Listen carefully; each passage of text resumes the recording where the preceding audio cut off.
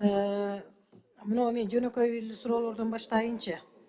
Ишкерлер салык системасында мына жеке кабинетке кирүүдө бир топ маселелер жаралып атат да.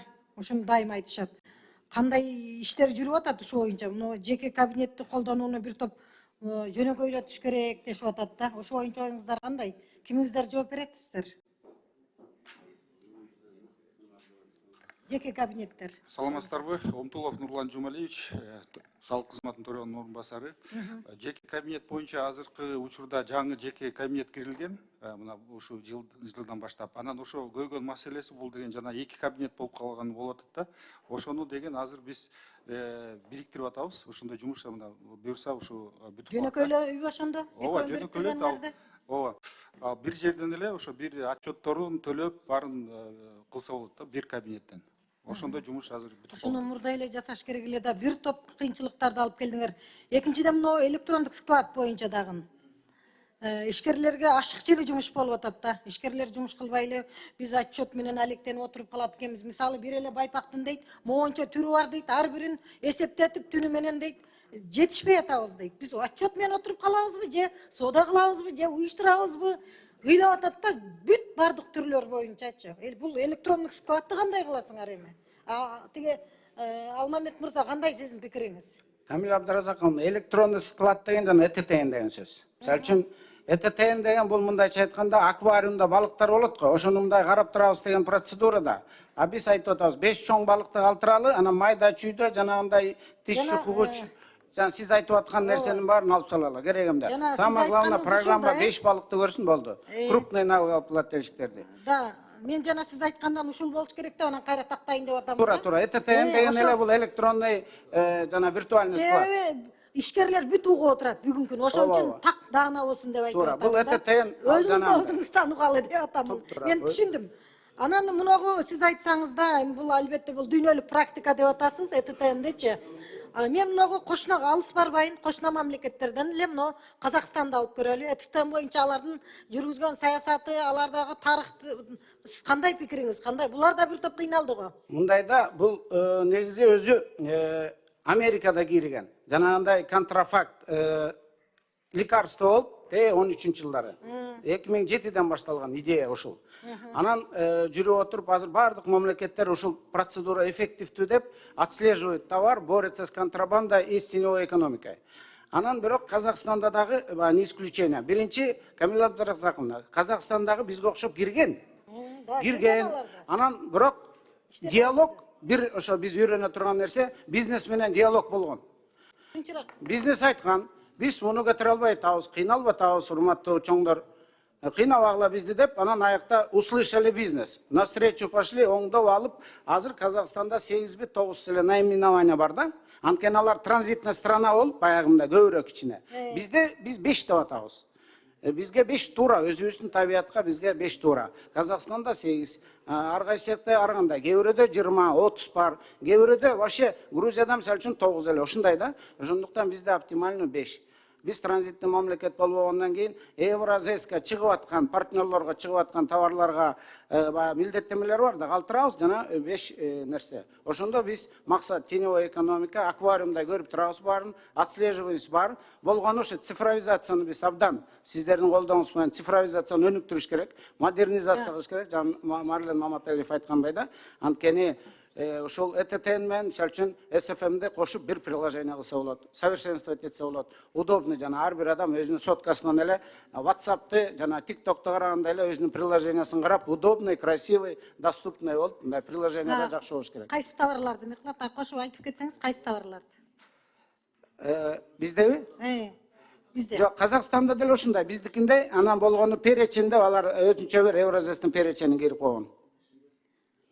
Түшүнүктүү. Мынагу мыйзам долбоору боюнча акыркы бир суроом бар да. Мынау кылмыш жаза кодексинин 240-берене боюнча ишкерлер айтып атат да, абдан айыппул штраф, айыппул абдан көп деп атат да.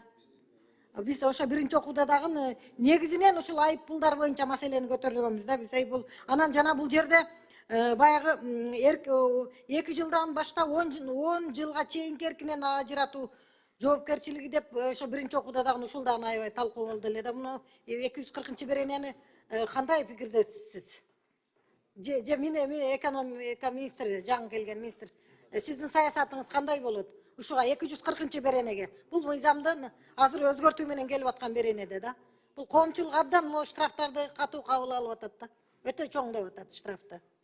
Сиз кандай дейсиз? 40 берене боюнча бул алкоголь ичимдиктерин мыйзамсыз түрдө өндүрүү маселеси болуп атат да. Негизи менин түшүнүгүм боюнча азыркы жалпысынан кодекс жана айыптоолорду бир аз жеңилдетүүгө багытталган, бирок бул маселе бир аз сезимтал маселе болуп атат. Спирт ичимдиктерин мыйзамсыз түрдө өндүргөндө бир гана казынага Жок, өзгөртүүсүз алып келдиңер да азыр, туурабы? ооба. Ошону эле уккум келип атат. Толуктап калбы? Толуктасаңар болот тияктагылар. Камила Абдыразаковна, жанагы миллион сом деп мурун мен мага чейин кирилген турбайбы? Эгерде жанагындай акцизный. Биз аны азыркы сунуш менен алып салдык таптык. Анткени ал силердин талап болуптур. Элдин талабы болуптур, миллион сом айырбады. Кудайды бир карасыңар болот. Ошондуктан алып койдук. Туура. Ошол алынды. Орто, чакан бизнести ишкерлер ушу абдан кыжалат болуп атканда алып салдыңар, ошону. Норма поведения штрафа миллион сомов за контроль административного рынка за подсознательными продукциями без или поддельными акцизными марками исключается из проекта. Исключается, да? Всё, мен суроом бүттү. Рахмат. Рахмат. Сөз Бекешев Дастан Далабаевичте. Ошондо азыр өтө чоң чынында жаңылык болуп кетти да. Ошондо биз сразу эле анда салык кодекске азыр өзгөртүүлөрдү киргизбейлиби? ЭТТН боюнча. Дастан Далабаевич, ЭТТН боюнча нет необходимости изменять налоговый кодекс. Мы это решим постановлением правительства. Постановлением правительства. Да, там есть перечень, а сама-то процедура остается. То есть виртуальный контроль, цифровой контроль, передвижение товаров, перемещение товаров. Вот бул жерде эме калат атпайбы, мисалы, если ТМЦ, вот мен мыйзам долбоорду окуп атам да, анан өкмөттүн сунуштарды окуп атам. Сиз айтып атасыз, токтом менен биз бекитебиз. Бирок мыйзам долбоорунда кичине башкачараак жазылып атат да. До 1 апреля 2025 года можно все товары, не имеющие документов, вбить в ЭТТН. До 1 апреля 2025 года. Ушундай сунушту өкмөт берип атат. Дастан Далабаевич, мындай болду да, бул долбоор даярдалганы мурун даярдалган. Бул жана биз сунушталып аткан сунуш мына бүгүн чыгып атат. Есть два варианта. Жана сиз айткан туура кошулам. Это потом коалиция создаст. Ошондуктан один вариант сейчас исключить можете, если бураган процедура боюнча өкмөт сунуш кыла албайт экенбиз. Эгерде сиз сунуш кылсаңыз, комитет колдоп берсе, биз сиз айткан норманы можем сейчас исключить. Мы согласен. Ошон үчүн мен сунушту кылып атам да, сразу эле ошону оңдоп келбелүү. Себеби биз салык кодексти бир жылда бир жолу өзгөртө алабыз да. Бир жолу. Ошон үчүн урматтуу депутаттар, колдосоңор, сразу ошону кыла албайлы. Анан ошого келбей да бул маселе. Эл ошону өтө эле күтүп атат да. Берет экинчи окууда да азыр. Экинчи окууда биз сөзүбүз азыр кабыл алсак болот да. Дастан Далабаевич, бул норманы жана сиз айткан норманы калтырып эле койгулачы. Анткени ал берки жана 5 видти калтырып атпайсызбы? Ошолорго да проблема создавать этет. Анда на всякий случай он просто будет работать в части 5 наименований, а в части остальных он не будет просто работать по умолчанию, поскольку нет перечня. Анда на всякий случай мында кылбайлы. Вот здесь биз Минэконом менен сүйлөшкөнбүз. ТМЦ мисалы, ТМЦ документсиз болуп калса, ЭТТНде жок болсо, анда штраф бул жерде 20% деп өкмөт берип атат, биз 4% кыла албайлы, как в адрес обезличенного субъекта деген. Биз компромиссный вариант бул кодексте 5 кылдык. На 4 дедиңер, 20 болчу 5 кылдык. 5 бул золотая серединадан дагы низкая да. Нормально. И 5ке бизнес субъекттер тоже просто кол көтөрүп атышат. Согласен, 5, да? Ну, я, в принципе, мен 5 бергем, да, изначально. Как раз сиздикин колдогонбуз. Хорошо. Так, дальше. Бул жерде нулевая, смотрите, нулевая отчетность, если нечаянно вот один раз не сдал, штраф физикалык жактарга 1000 сом, ишкерлерге 3000 сом, юридикалык жактарга 7000 сом дейт. Ошону кичине төмөн кылбайлыбы? 1000 сом, 2000 сом, 3000 сом ушуна кылбайлыбы? Уруксатпы, Дастан Далабаевич, биякта деген нулевой отчетка штраф салынбайт да. Бул деген биз ушу өзгөртүү менен наоборот тиги Жо, анда мен туура түшүнүп атамбы? 99 беренеге салык кодекске кирип аткан сунуш, значит, за нулевой отчет не надо сдавать. эч кандай штраф болбойт. Ал деген кийин мисалы деген тапшырбай коюп туруп, анан бирок тапшырыш керек болуп чыкса, ошондо гана штраф салынат. А өзү нулевойго эч кандай штраф салынбайт. Бул бияктан наоборот эме берип атабыз да, ошондой мүмкүнчүлүк. Нурлан Джумалевич, смотрите, я правильно понимаю, что в 99-й статье тогда мы вносим изменения, и нулевую отчетность можно вообще не сдавать, если вот не за что отчитываться. Да, совершенно верно. Правильно? Теперь тогда по информационному расчету мы вот, Искандер Исенгельевич, давайте его уберем, вы же соглашались же изначально. Ну, сейчас. Дастан Далабаевич, здесь азыркы учурда мына биз деген жанагы придомой участкаларга информационный расчет жок, машинелерге алып атабыз, расчет жок, анан жана сельхозугодияга алынып атат да. А калганы болсо жанагы жеке жактарды бергенде информационный расчет жок болот. Тут нежилые помещения остаются еще. Юридикалык жактар берсе, ошо азыркы учурда кичине мындай маселе бар да, анткени деген зональный коэффициенттери бар да, зональный коэффициент, коммерческое использование дегендер, аны деген биз автоматташтабайбыз да. Получается, у кого есть земли и нежилые помещения, они Нежилые и да, и не сельхозназначение. Аны деген эңки тап менен жанагы кадастрдын базасы жөнгө салынганда ошондо гана эметабыз. Ал буюрса мына 26-27 жылдары кадастровый стоимостька өтөт экен. Ошондо гана эметсе болот, караса болот да. Теперь вы через депутатов вносите изменения, то, что те, кто машины раньше покупал и перепродавал, им списать налоговую задолженность, если нет судебного решения. Правильно я понимаю? А вот ко мне обратились лица с инвалидностью, которых подставили, их паспорта взяли, на них ИП зарегистрировали, осуществили на миллионы, чуть ли не до $1 миллиона поставки. Они сейчас лишены пособий, пенсий, всего лишены, у них банковские счета арестованы, на работу их никто не берет, налоговая служба им претензии до сих пор предъявляет, хотя было доказано судами, что это все было по поддельным. Почему им мы не можем списать? Вы прощаете тем, кто на машинах заработал, а эти люди даже ни сном, ни духом, они даже этих, вот и в прямом смысле, и в непрямом смысле они этих денег не видели даже. Дастан Далабаевич, бул жана биз айтып аткан процедурага кабылган жертвадан болар, мындайча айтканда. Анын баардыгы амнистия болду, всех касается. Вот с инвалидностью, без, всех это касается. Поэтому этот вопрос решен. Там же, ну как может быть? Не, вот именно не решен. Ошону кайка жазсак болот, ошону сурап атпаймынбы? Дастан Далабаевич, для пояснения хотел узнать. Это касается, допустим, НДС на импорт из стран ЕС, да? Да. Взяли на него, оформили. Все верно. Налоговая служба знает это, вот. У них данные есть. Не, НДС на автомашины не возникает, если Тут не по автомашинам, тут вот у них по товарам вообще. А вы освобождаете тех только с транспортом связанные. Да, только с транспортом.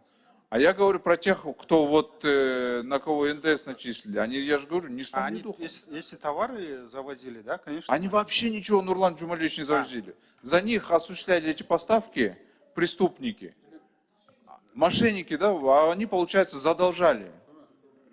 Дастан Далабаевич, мы согласны, тура, колдойбуз. Ошону жазып койбойлубу сразу, Нурлан Джумалевич? Но если это возможно, давайте. Мы согласны. Тогда напишем, да, здесь, вот о законе о введении в действие. Нурлан Джумалевич. Здесь просто один вопрос будет, ошо жанагы аныктап, анан жана сот аркылуу чечип атпайсызбы азыркы учурда. Мына эки случай болгон, ошо соттун чечими менен бүтүрүп берген, сокулукта болгон ошондой маселе. Да, не сокулукта, вот мына шаарда болгон. Да, Бишкек шаарында болгон. Да. 3 бала жүрөт да, көзү көрбөгөн балдар. Анткени аякта жанагы тергөөчү жүргүп, жанагы ким ошо менен колдонуп киргизгенди табып, ошого илинген да, ошо төлөнүштөрдүн баары. Так, что вы решили вот здесь у Министерства экономики. Дастан Далабаевич, здесь палка о двух концах. Например, есть те, которые пострадали на самом деле, и есть те, которые действительно занимались этим мошенничеством. И я сейчас поголовно кылсак, и мошенники избегут дегенде, и будут счастливы. Ошондуктан безнаказанность болбош керек. Ошондуктан Жо, алардын то, что азыр мен айтып сот чечими бар, то, что... Да, азыр биз бул маселени импорттугуна чечтик, а то, что касается вот вашего вопроса, вот есть прецедент, судебное решение есть, все однозначно, даже закон не нужен, если есть решение суда. Ну, мен силерге жиберемчи, карап көргүлөчү, Алмамет Насырханович. Еще по ликвидации юридических лиц, вы согласны упростить вот здесь? Я Согласен. Вообще этот вопрос тоже очень созрел. Это один из актуальных вопросов. Например, Минюст сегодня регистрирует компании за 3 дня, и мы как бы хвастаемся, что мы вот в Doing Business регистрируем. Но закрыть это просто ад, да, вот 3 круга надо пройти, чтобы закрыть компанию. Демек, мен берген сунушумен макулсуңар, просто так закрыть тоже невозможно, потому что есть компании, которые понабрали кредиты, однодневки создали, совершили какие-то неправильные действия, поэтому чтобы их... Жо, мен берген сунушумен макулсуңар, да? Кайсы сунушменен? Вот ликвидация юрлиц, упрощение деген. Да, конечно, конечно, конечно. Но это в рамках цифровизации следующего шага, конечно. И акыркы суроону беремчи. Bir ayın içinde likvidasyon olmuş gerek.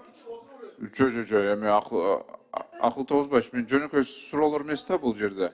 Мына вот депозиттерге 2030 жылга чейин льгота болот экен, а 30 жылдан кийин льгота болбойт экен. Демек, азыр ошол банктар укса, бүт баары эле жарандар депозиттин акчанын бүт баарын алып алышат да. Дастан Далабаевич. Мен сунушту бергем, ошону алып салыш керек.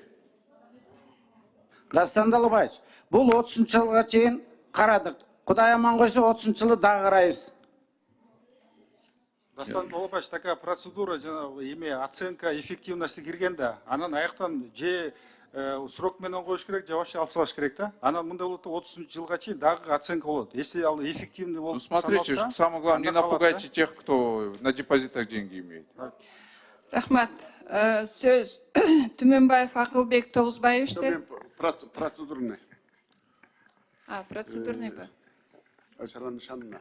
Эми урматтуу депутаттар, мына ушул элдин үнү урматтуу президентибизге жеткен үчүн мына мындай Министерство экономиканын жетекчиси жаңы, ошол налоговый кызматтын жетекчиси жаңы болуп, мына бүгүнкү күнү ошол налоговый кодекске өзгөртүүлөрдү кээрип, элибизге кичине баягы бүгүнкү күнү нааразы болуп, кыйкырып аткан элдерибизге ошол ЭТТН, ошол бөлөк өзгөртүүлөрдү киргизип атканыңыздар үчүн рахмат. Мына бүгүнкү Бакыт Төлөмүшевич жаңы Минэкономго министр болуп киришип атасыз. Шыкмаматов Алмамет Насырханович налоговый инспекцияга директор болуп киришип атасыздар. Ошол ишиңиздерге ийгилик. Ошол элибиздин дагы карапайым эл, ошол базарда жүргөн бөлүгү мигрант болуп жүргөн элдерибиздин баарын жүрөгүн ооруткан бүгүнкү күнү ошол налоговый кодекске өзгөртүүлөрдү киргизип атасыздар да.